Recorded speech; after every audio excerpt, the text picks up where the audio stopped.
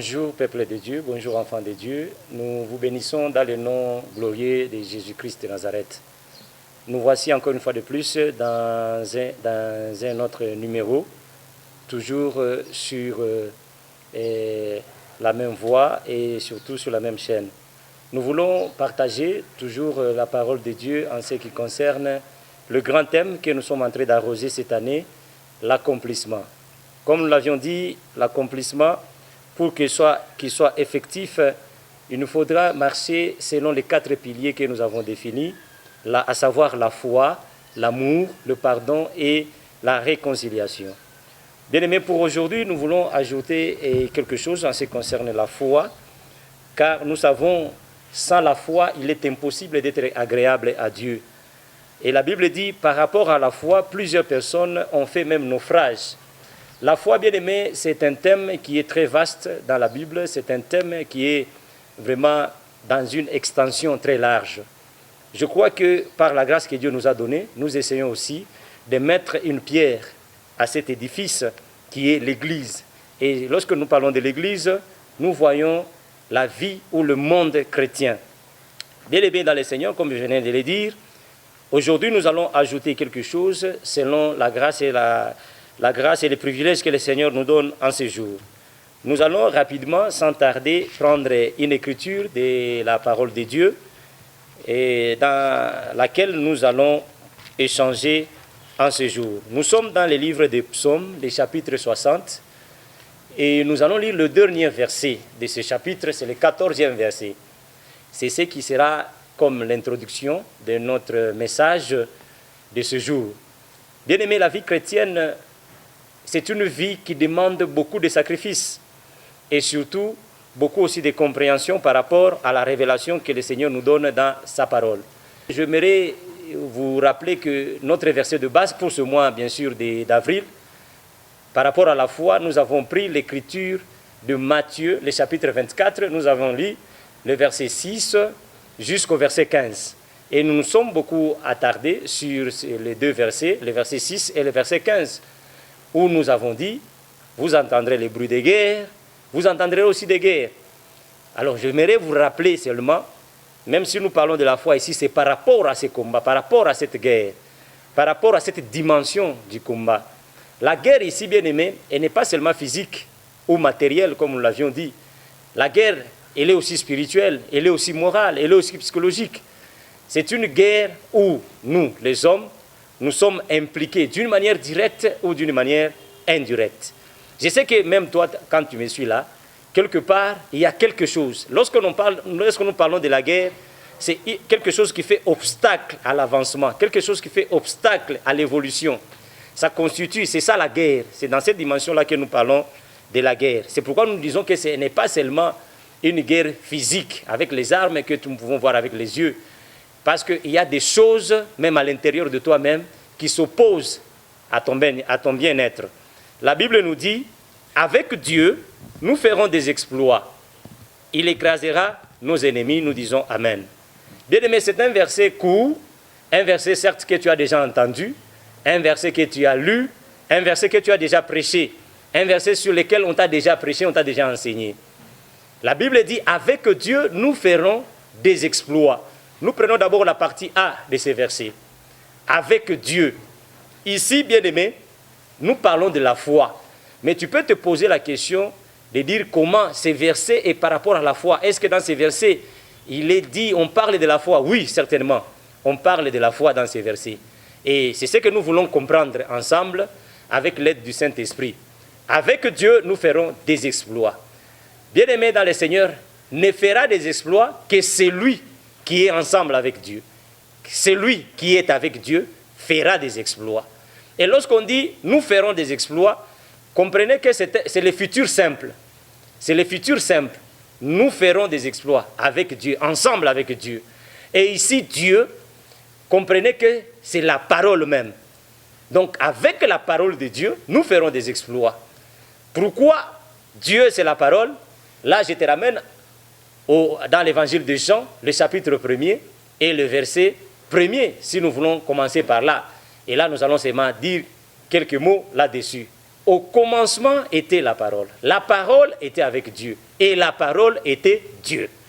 Lorsqu'on dit « avec Dieu nous ferons des exploits », comprenons bien aimé par rapport à la lumière des Écritures, avec la parole de Dieu, qui est Dieu lui-même, nous ferons des exploits.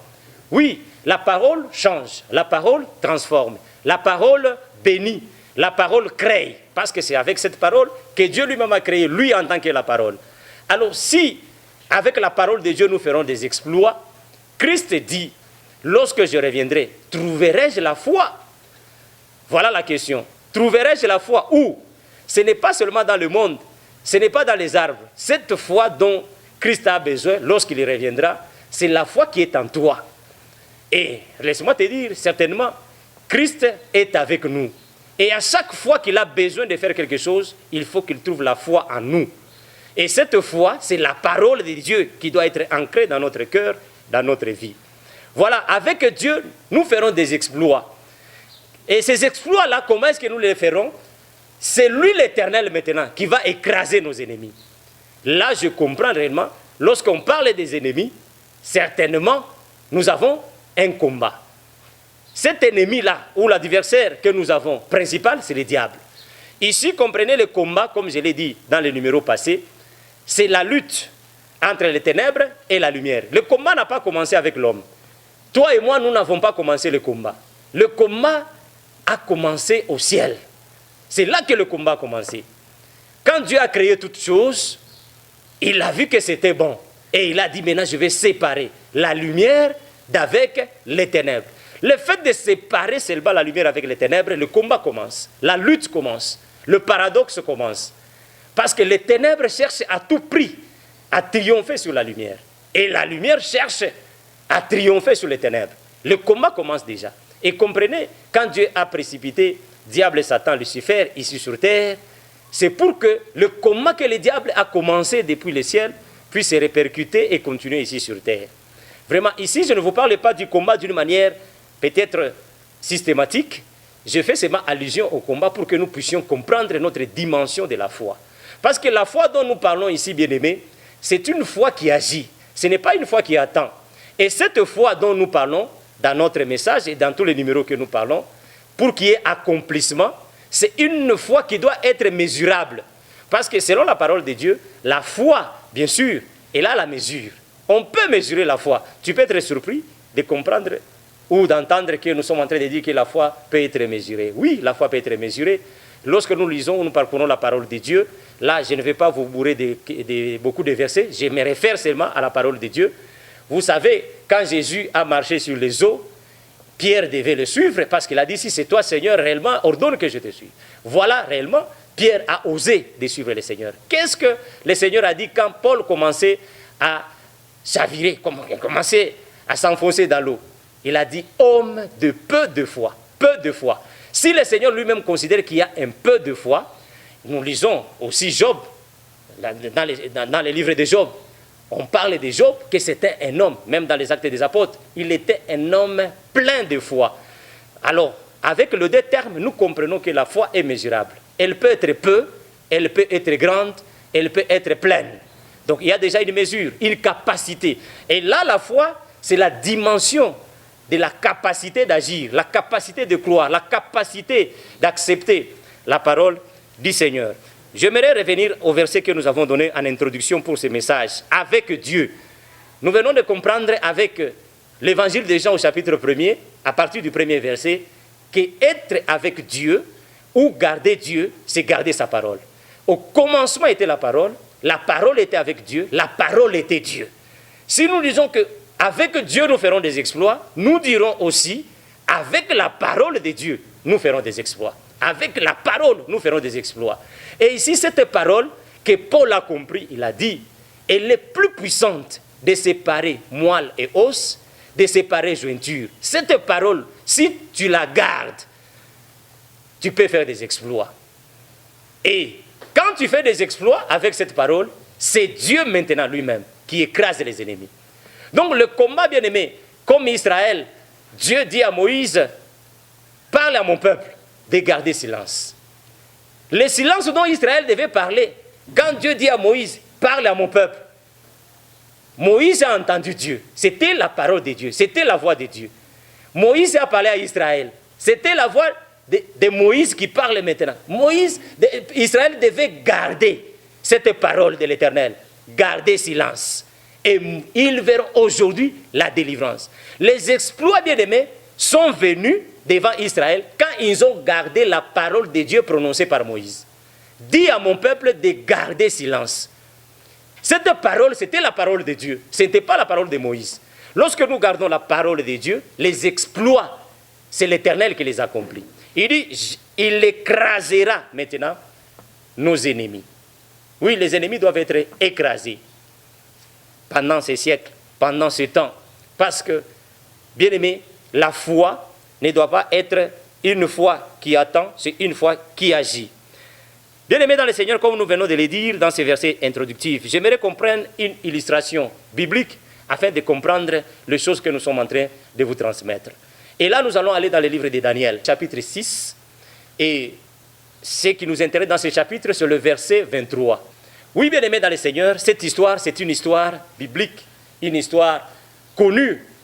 Nous pouvons dire une histoire qui est familière au monde chrétien. Ici, je m'adresse directement et surtout exceptionnellement à toi qui me suis, toi qui es chrétien.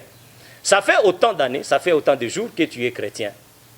Daniel, dans cette histoire, si nous voulons nous rappeler, il était en captivité avec tout son peuple. C'était des jeunes qu'on a emmenés, comme nous savons toujours, dans une guerre. Ici, la guerre physique ou terrestre. Quand une armée envahit une contrée, quand une armée envahit une ville, un pays, il y a toujours des prisonniers de guerre. Il y a toujours des gens qui sont déportés du milieu où l'ennemi a triomphé ou a vaincu vers un autre lieu. Ici, Daniel était aussi parmi ces gens qui étaient déportés de Juda ou d'Israël vers Babylone. Et lorsqu'il était en Babylone, nous connaissons l'histoire, il y avait une mesure qui a été prise dans cette ville ou dans ce pays. Et c'est le roi lui-même qui avait ordonné qu'on interdise la prière à toute personne en dehors du Dieu que lui servait et son pays. Et là, ce n'était pas le Dieu créateur, ce n'était pas le Dieu de Daniel. Et voilà, le problème a évolué jusqu'au point où Daniel, qui n'a pas obtempéré à cette mesure, et il a été arrêté. Une fois arrêté, Daniel devait subir la sanction qui lui était réservée, selon, d'après ce royaume ou d'après l'introduction. On a dit que celui qui serait attrapé, bien sûr, il sera jeté dans la fosse aux lions, pour le cas de Daniel. Et bien entendu, il a été jeté dans la fosse aux lions. Nous connaissons cette histoire. La Bible est claire, il a été jeté dans la fosse aux lions. Et là, j'aimerais dire à quelqu'un ce soir, ma soeur et mon frère, la foi, comme je l'ai dit tantôt, elle a une mesure. Et cette mesure, c'est par rapport aux problèmes ou aux combats que nous rencontrons. Il y a beaucoup de gens, oui, même quand je vous prêche, et moi-même je peux dire que j'ai la foi. Je garde la foi à mon Dieu.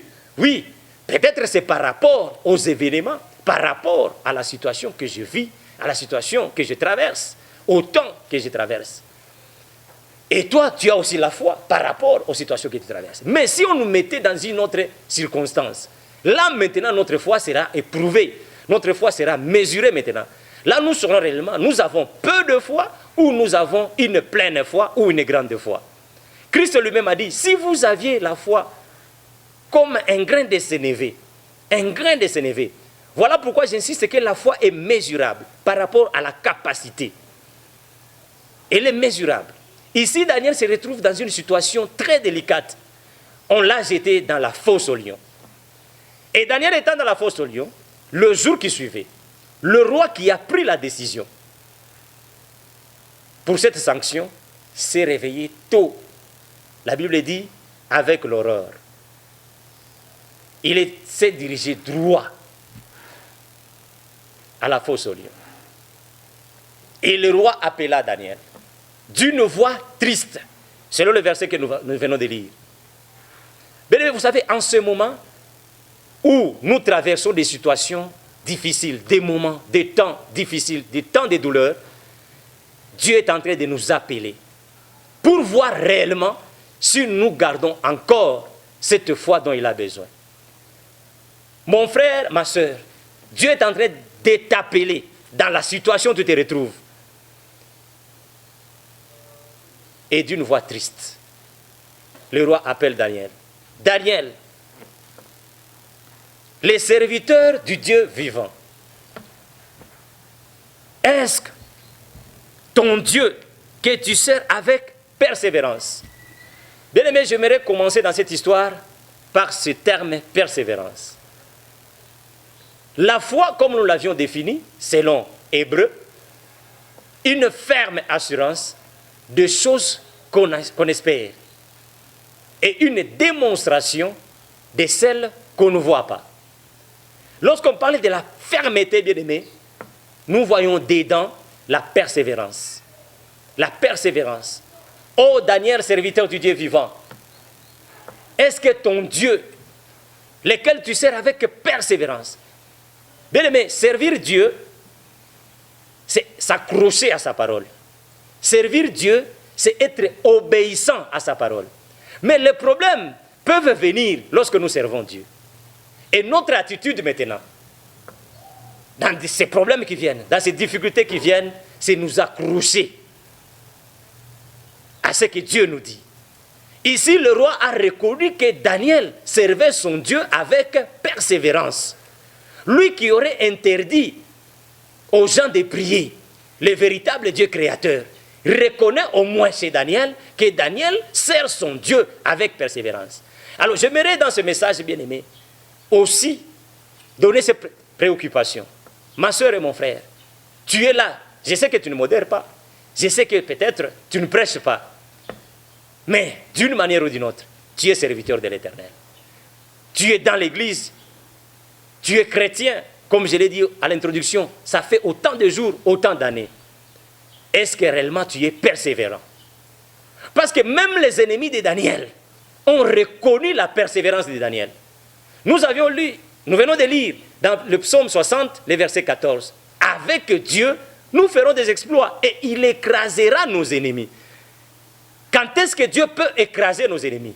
Lorsque nous persévérons dans sa parole. Ici, le roi qui aurait interdit la prière à Daniel et au royaume tout entier reconnaît au moins que Daniel sert son Dieu avec persévérance. Pourquoi? Parce que Daniel a accepté jusqu'à la mesure suprême. Il est entré dans la fosse aux lions. Chose qu'aujourd'hui, beaucoup de gens ou beaucoup de chrétiens ne peuvent pas accepter. La persévérance, c'est aussi un ingrédient de la foi. Voilà pourquoi la foi est définie comme une ferme assurance. Quelqu'un qui est ferme dans son assurance, c'est quelqu'un qui persévère. Quelqu'un qui est ferme dans son assurance, c'est quelqu'un qui s'attache, qui s'accroche à la chose. Daniel s'est accroché à la parole de Dieu. Il ne pouvait pas abandonner son Dieu pour aller adorer un autre Dieu. Ça, c'est pour te rafraîchir la mémoire. Il a été demandé à tous les royaumes, lorsqu'une trompette sonnera, que tous les royaumes puissent s'agenouiller devant la statue que le roi avait érigée en honneur du Dieu qu'il servait. Mais Daniel n'a pas accepté. Il a été persévérant. Il s'est accroché à son Dieu et à sa foi, bien entendu.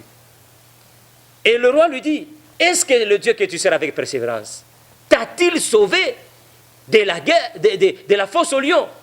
Et Daniel qui prit la parole pour répondre au roi, en lui questionnant aussi, en lui demandant. Là, nous sommes au verset 21.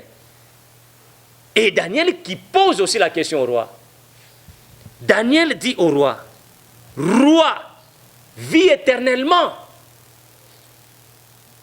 Il voulait faire comprendre au roi, est-ce que même si je mourais aujourd'hui dans cette fosse aux lions, est-ce que le roi peut continuer à vivre? Parce que ma vie est en jeu.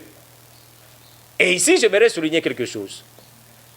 Lorsqu'on persévère dans la parole de Dieu, on persévère dans la volonté de Dieu, ne souhaitons pas la mort de nos ennemis. Parce que la foi aussi nous amène un témoignage. Christ lui-même l'a témoigné. Il a dit, quand nous lisons les évangiles, il y a des gens qui ont été guéris et Christ a dit, va, ta foi t'a sauvé. Christ a témoigné la foi. Lorsque nous avons la foi, ça nous amène le témoignage. Même Dieu lui-même nous témoigne. Nous l'avions dit dans notre premier numéro. Job, le diable errait sur la terre. Dieu lui a dit, as-tu remarqué? C'est-à-dire, la foi nous amène à être remarqués. Et lorsque nous sommes remarqués, le témoignage vient. C'était un homme intègre, un homme qui ne faisait point de mal. Il vivait selon la pensée de Dieu. Et cet homme de Job a été témoigné par Dieu lui-même. Pourquoi? Parce qu'il s'est accroché. Il a persévéré. Il s'est accroché à la parole de Dieu. La persévérance. Alors, ici Daniel dit au roi, vis éternellement. Ma soeur, mon frère, ne souhaite pas la mort de tes ennemis. Ils doivent vivre, voir ta persévérance dans la parole de Dieu, afin que ta foi puisse témoigner de ton Dieu. Ici, le roi commence à appeler Daniel serviteur du Dieu vivant. Il a compris que le Dieu de Daniel, c'était lui le Dieu vivant. Ce n'est pas un Dieu mort. Ce n'est pas un Dieu qui ne parle pas. Ce n'est pas un Dieu qui ne bouge pas. Lui, au moins, il avait un Dieu qu'il avait érigé dans son royaume. Un Dieu qui ne parlait pas. Un Dieu qui ne voyait pas. Un Dieu qui ne bougeait pas. Il a reconnu dans le Dieu de Daniel que c'est un Dieu qui est vivant. Quelqu'un qui est vivant, quelque chose qui a la vie, c'est quelque chose qui peut se mouvoir.